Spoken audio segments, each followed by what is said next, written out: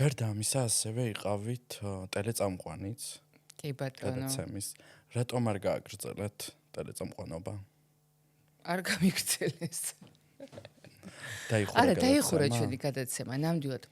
ჩემთვის დიდი სიამოვნება იყო რუსთაველში მუშაობა, განსაკუთრებით პრაიმ ტაიმში და განსაკუთრებულად მიყვარს თაკო ფხაკაძე მინდა აღვნიშნო რატომ? იმიტომ რომ მან დაინახა ჩემში ისეთი პოტენციალი, რასაც მეც ვერ ხედავდი და მეშინოდა არ მყოფნიდა იმის გამბედაობა, რომ ასეთი სერიოზული, ასეთი კარგი გადაცემის წამყვანი ყოფილიყავი, როგორც იყო ღამის პრაიმ ტაიმი და ჩემთვის იყო უდიდესი გამოცდილება, ძალიან გამზარდა, როგორც პროფესიულად, ასევე პიროვნულად და ჩემთვის დიდი სიამოვნება იყო რუსთაველში მუშაობა. შემდეგ უკვე იყო გული მღერის,